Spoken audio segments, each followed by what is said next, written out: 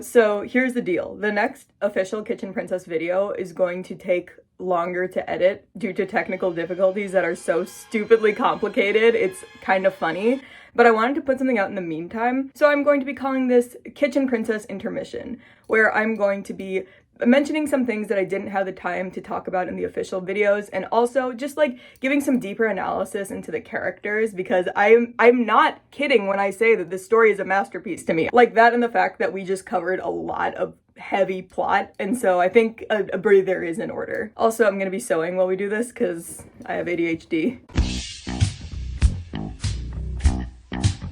So Akane is the most contentious, most controversial character in, I think, the whole series, for a lot of reasons, but mostly because she's such a bad person and then she gets a very quick redemption arc. And I've actually seen comments on my Kitchen Princess videos of people talking about how they don't like that, how it doesn't make sense that Najika forgave her that easily after the literal fucking war crimes that Akane committed to her. I think people didn't like this for a few reasons.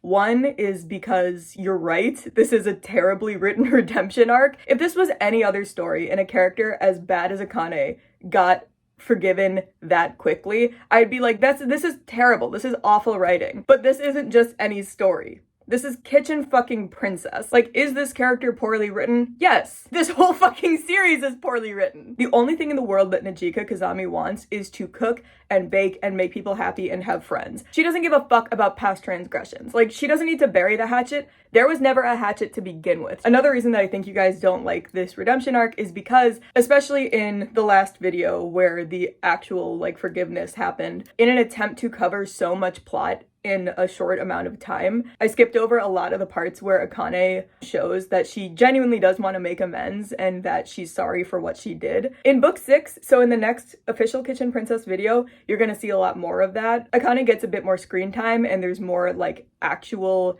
evidence of her genuinely trying to be better. Again, I'm sorry I don't have the evidence right now, and I'm not bringing this up to be like, you guys don't get it, you're just dumb, because like I said, makes complete sense why this is a controversial character arc. Also, you remember I skipped over the majority of book 2 because of its very harmful and triggering depiction of an eating disorder. And despite how disgusting and egregious that whole arc is, that is where Akane gets more like fleshed out. And because I skipped over it, I feel like I have kind of failed to actually paint her accurately to my audience. I'm so sorry. I'm so sorry, Akane. One detail about her that I think is really significant, and again, I'm sorry I skipped over it, I just wanted to get past that, like, eating disorder shit as soon as possible, is we see a very rare instance of Akane interacting with her mother, and through the way that her mother talks to her, we get a better understanding of how Akane ended up as the person that she is. Like, at this point in the story, her mother knows that she has an eating disorder, and she's not upset that her daughter is sick, she's upset that her daughter is embarrassing her. It's pretty clear that kindness was very rarely afforded to Akane growing up, and it starts to make some of her more like outlandish actions make more sense. Like, yes, she is very vain because she's been raised to see her only value as being pretty. And yes, she treats people horribly because she was raised by someone who treated her the same way. Hostility is all she knows. And so for Akane to meet Najika, someone who is so truly, weirdly kind and friendly and forgiving and loving, who has no ulterior motives, that's completely foreign to her. On top of that, Akane actually sacrificed her popularity and status by befriending Najika. Now that she's officially a member of the Goon Squad, she is now one of the outsiders who the people she used to be friends with bully. That's what I think is so significant about her friendship with Najika, which we'll see more development of in the future, is that she has nothing to gain from this other than a friend. And she's decided that that's enough. In conclusion, I love Akane so much. I am a proud Akane apologist, and I'm sorry that I didn't portray her the way I wanted to in the videos because I just try to like keep it snappy and entertaining. If you still don't like Akane, if you still don't like her redemption arc, that's completely fine because, as I said, you're right. It's insane. This is just me sort of getting this off my chest. They break, they shake, So I don't know if you know this, but I fucking hate Sora. He is literally the most evil literary villain ever written. The only thing that I don't like about his death is that I wasn't the one driving the truck. But since we're taking a little breather, I want to look a bit deeper into Sora. That doesn't mean that I'm forgiving his crimes. I still fucking hate him, okay? Any Sora apologist will be blocked and reported. I'm showing up at your house.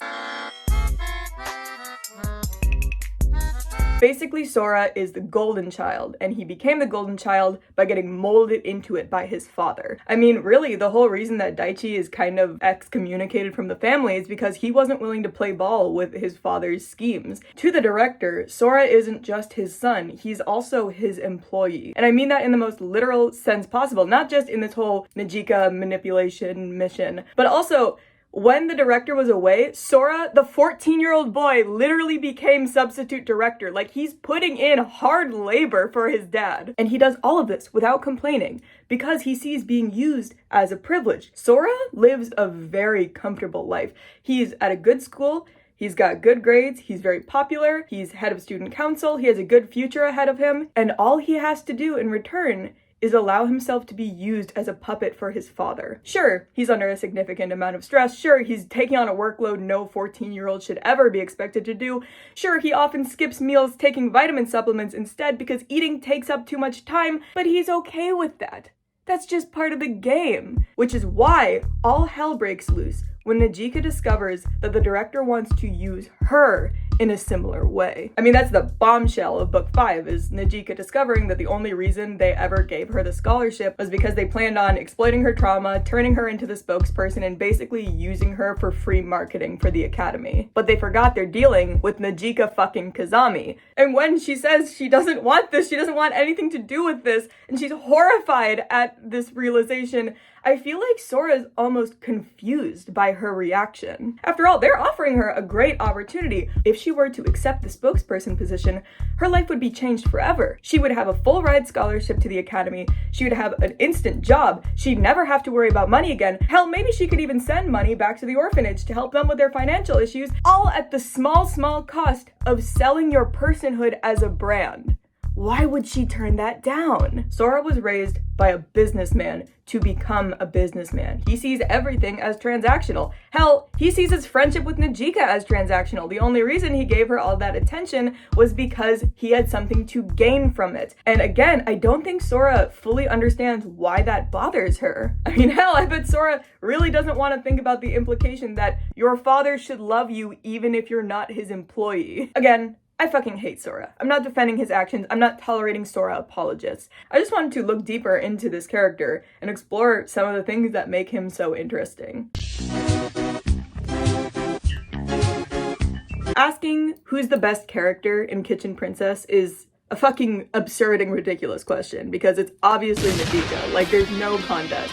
But if we were to remove her from the equation, I will go on for days about how Fujita is the best fucking character in this series. Not just because he's hilarious and likable, but Fujita as a character does the most for the story. For example, Fujita is probably the best vehicle for showing the impact that Najika has on her surroundings. When she first arrived at Psycho Academy, Fujita was, to call him down in the dumps is the understatement of the century. Not only had everyone given up on him, but he had given up on himself. And so when Najika enters his life, we can see his character changing and growing. And it's not that his entire personality changes or he becomes a completely new person. He's still a lazy, bitter asshole from book 1 to book 10.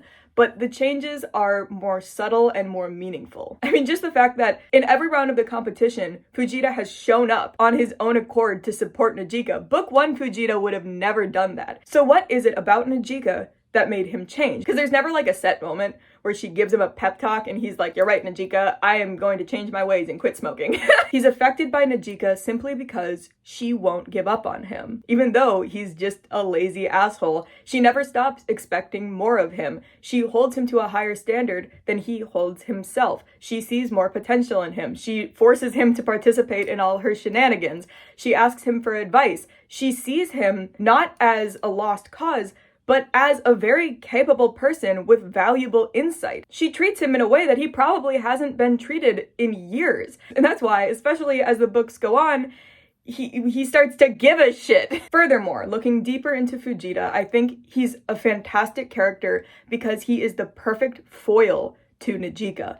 These two are opposites in every way. He's old, she's young. He's lazy, she's determined and energetic. He's completely hopeless and given up on life. Hope is her whole fucking thing. She is determined to spread love and joy everywhere she goes, no matter how much everyone begs her to stop. So what about this foil is so significant? I'm so glad you asked. It's sort of the running joke with Fujita that he's lazy. Basically, Fujita's first response to anything is to quit. Like when they announced that his entire fucking diner and livelihood is gonna get bulldozed, he's just like,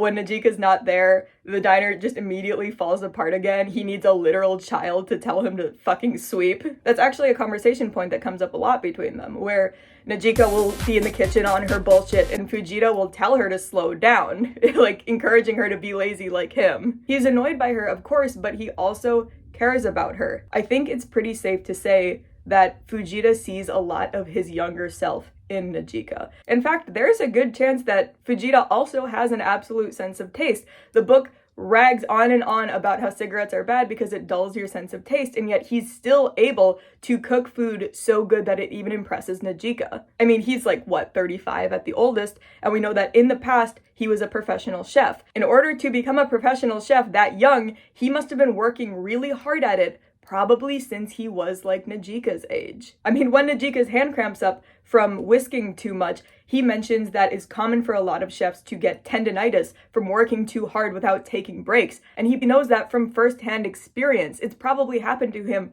a lot. In fact, maybe just one of the reasons that Fujita doesn't cook is because he's permanently injured himself from so many years of abuse. Working that hard for that long caused Fujita to burn out bad. That's likely the cause of a lot of his laziness. At the restaurant industry chewed him up and spat him out, and that's why he has such a bitter attitude about food and cooking in general.